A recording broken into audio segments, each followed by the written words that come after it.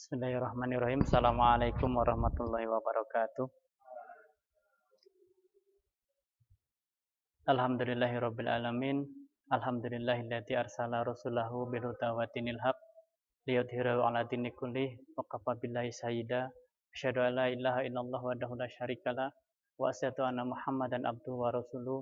Allahumma shalli wa sallim wa barik ala sayyidina Muhammad wa ala ali sayyidina Muhammad. Wa qala Allah ta'ala fi kitabihil karim a'udzu billahi samiil alim minasyaitonir rajim. Bismillahirrahmanirrahim. Alif lam mim. Dzalikal kitabu la raiba fihi hudal lil muttaqin. Shadaqallahul adzim. Jamaah rahimakumullah. Yang pertama dan yang utama, marilah senantiasa kita mengaturkan rasa syukur kita kepada Allah Subhanahu wa taala atas karunia-Nya sehingga pada kesempatan sore hari ini Allah masih memberikan nikmat kepada kita, nikmat iman, nikmat Islam, nikmat kesehatan, dan juga nikmat kesempatan untuk melaksanakan salah satu ibadahnya, yaitu puasa di bulan suci Ramadan.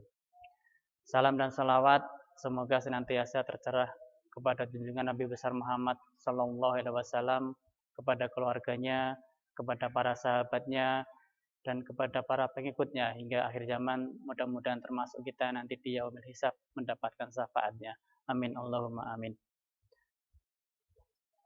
Jamaah rahimakumullah, Allah Subhanahu wa taala telah menurunkan Al-Qur'an, di mana di bulan suci Ramadan juga disebut sebagai Syahrul Qur'an atau bulannya Al-Qur'an. Yang menjadi pertanyaan adalah, sekarang kenapa hidup kita ini harus berpedoman kepada Al-Qur'an? Karena Al-Qur'an itu adalah sebuah kitab yang terlengkap, yang mengatur seluruh kehidupan umat manusia dari ketika dia tidur sampai dia tidur kembali. Kemudian Al-Qur'an juga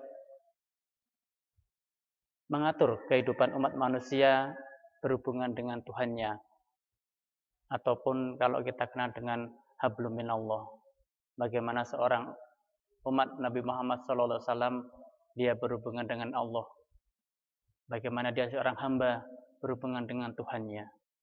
Kemudian dalam Al-Qur'an juga diatur bagaimana tentang hubungan makhluk manusia dengan sesamanya, dengan alam semestanya, atau lebih kita kenal dengan hablum minannas.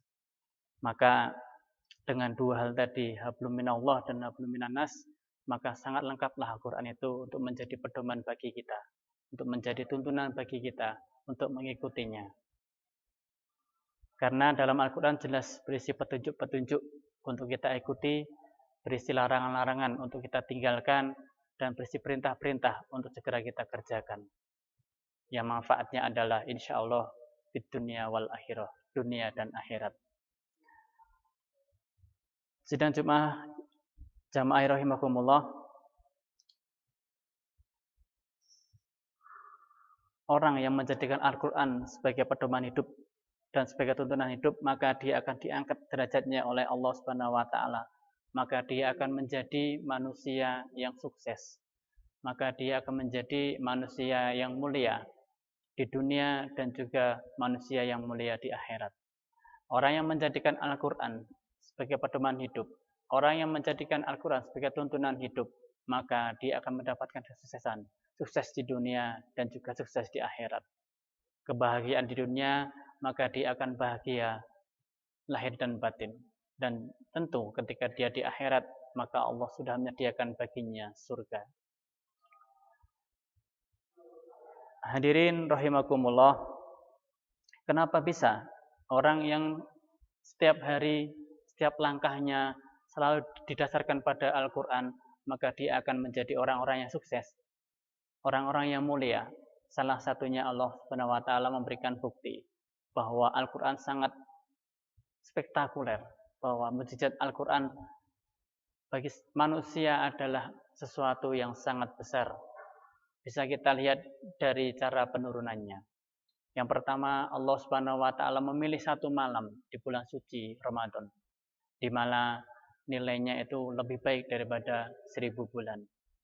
di mana malam itu nilai ibadah lebih baik dari 83 tahun 4 bulan, di mana kita sering membacanya. Dalam surat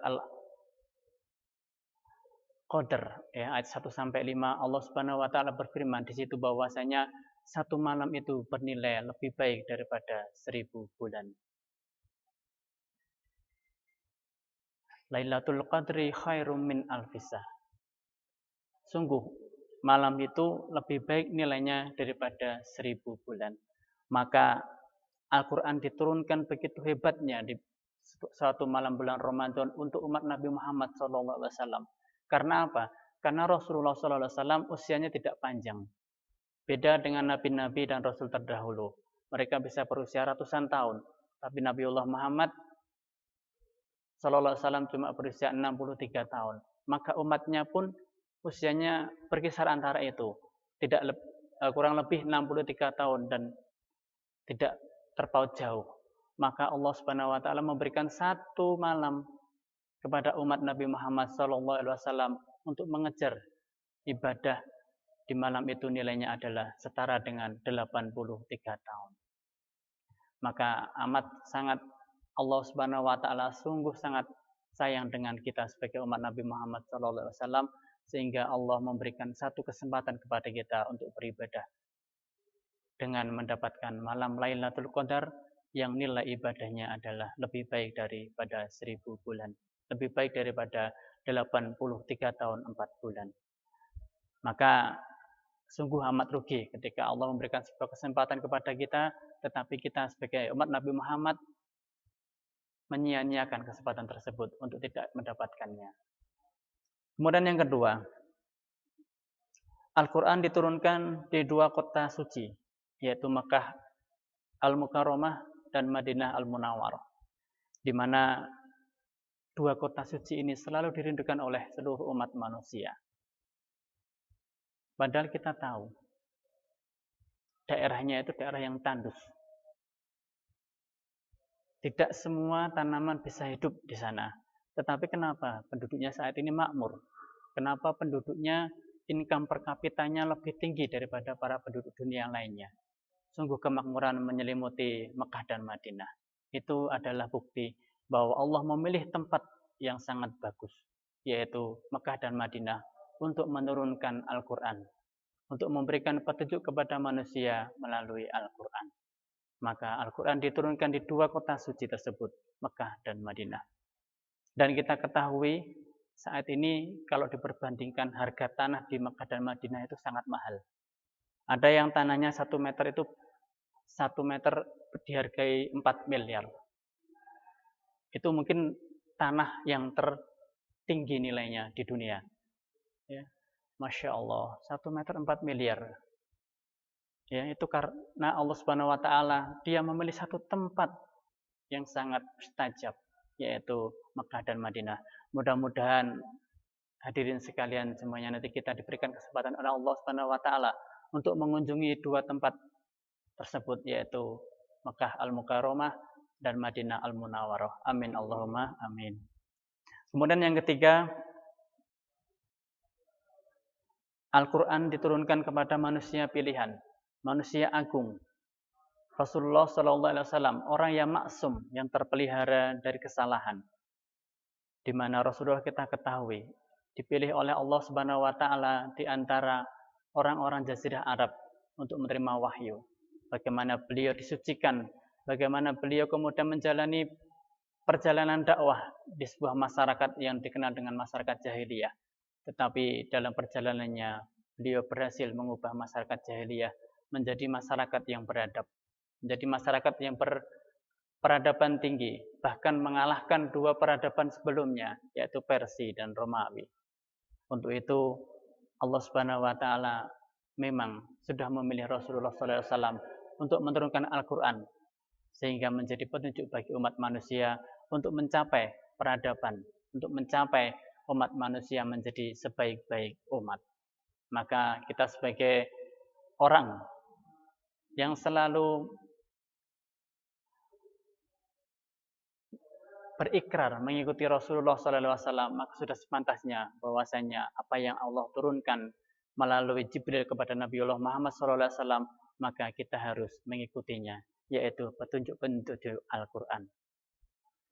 Kemudian yang keempat, Al-Quran. Keistimewaannya adalah ketika dia dibaca di dalam sebuah keluarga, maka rumah dari orang yang membacanya ini akan menjadi terang benderang, disinari oleh keberkahan, dan dia didoakan oleh para malaikat. Maka rumah tersebut dia akan menjadi terang benderang, bersinar, dilihat dari langit, dilihat dari para malaikat. Maka keberkahan akan muncul di dalam rumah yang selalu dibacakan Al-Quran. Hidupnya, dunia, dan akhirat akan nikmat. Mungkin rezekinya lancar, anak-anaknya sangat soleh-soleha, mudah diatur. Kesehatan selalu ada dalam keluarga tersebut. Karena apa? Karena keberkahan daripada membaca Al-Quran di rumah. Maka salah satu yang saya pesankan kepada para jamaah sekalian, mari rumah kita hiasi dengan membaca Al-Quran sebanyak-banyaknya. Karena itu adalah tuntunan kita. Karena itu adalah pedoman hidup kita. Maka bacalah Al-Quran di rumah sebanyak-banyaknya. Maka insya Allah keberkahan akan muncul di dalam rumah tangga kita. Kemudian kita lihat, kenapa bisa seperti itu? Kita lihat orang yang hafiz Quran, orang yang dia hafal Al-Quran, maka di dunia dia sudah dinaikkan derajatnya oleh Allah Subhanahu wa taala. Salah satu contohnya adalah kita lihat sekarang ini beberapa perguruan tinggi dia membuka penerimaan mahasiswa baru, mahasiswa berprestasi tanpa tes, khusus untuk hafiz Quran. Bahkan dengan fakultas ternama, ya, kedokteran, kemudian teknologi dan sebagainya, kadang-kadang dia membuka tanpa tes untuk para mahasiswa yang dia hafiz Quran. Maka sudah barang tentu orang yang dia hafiz Quran, dia yang hafal Quran, maka dia akan mempunyai IQ yang tinggi, ingatan yang tajam, sehingga dia termasuk anak-anak yang berprestasi. Maka kita bisa lihat beberapa perguruan tinggi sudah mulai membuka untuk menerima mahasiswa hafiz Quran secara gratis. Itu di dunia, Allah Subhanahu wa taala sudah mengangkatnya. Belum lagi nanti ketika di akhirat, maka dia akan memberikan mahkota kepada kedua orang tuanya. Mahkota yang berlapis emas yang bersinar, yang akan diberikan seorang anak kepada orang tuanya ketika dia hafiz Quran. Kemudian yang kelima, maka sebagai target Ramadan kali ini, mungkin bagi kita yang belum bisa membaca Al-Quran, maka kita targetkan tinggal beberapa hari ini, paling tidak kita harus bisa segera menyelesaikan bisa membaca Al-Quran. Itu targetnya. Kemudian yang bagi orang-orang, bagi teman-teman, bagi sahabat-sahabat yang sudah bisa membaca Al-Quran, maka targetnya adalah harus khatam untuk Ramadan tahun ini. Khatam Al-Quran kalau dikatakan selama Ramadan mungkin 1 hari 1 juz. Kalau 1 juz dibaca dengan lancar, insya Allah kurang lebih sekitar 1 jam. Tapi kalau kita turunkan lagi, maka 1 juz itu akan selesai kalau kita baca 1 kali sholat dalam 5 waktu, kita baca 2 lembar. Maka tidak akan terasa nanti ketika 5 kali sholat kita, maka kita sudah membaca 1 juz. Maka target kita bagi yang sudah bisa membaca Al-Quran adalah khatam Al-Quran di bulan Ramadan tahun ini. Apalagi dengan kondisi COVID-19 yang memaksa kita harus banyak berada di rumah. Sangat memungkinkan ketika Allah Subhanahu wa taala memberikan kesempatan, Allah memberikan waktu kepada kita untuk berlama-lama dengan Al-Quran. Maka alangkah ruginya kalau tidak kita manfaatkan untuk membaca Al-Quran, untuk menghatamkan Al-Quran di tahun ini. Kemudian bagi yang sudah sering menghatamkan Al-Quran, boleh jadi Ramadan tahun ini kita meningkat dengan membaca terjemahnya, mengetahui terjemahnya, kemudian membaca tafsirnya. Maka insya Allah Ramadan tahun ini menjadi Ramadan terbaik bagi kita. Sehingga Allah Subhanahu wa taala di 10 hari terakhir ini nanti akan memberikan kepada kita satu kesempatan untuk mendapatkan satu malam yang nilai ibadahnya adalah lebih baik daripada 1000 bulan. Ataupun lebih baik daripada 83 tahun 4 bulan. Mudah-mudahan kita semua nanti diberikan kesempatan oleh Allah Subhanahu wa taala untuk mendapatkannya. Amin Allahumma amin. Astaghfirullahaladzim. Assalamualaikum warahmatullahi wabarakatuh.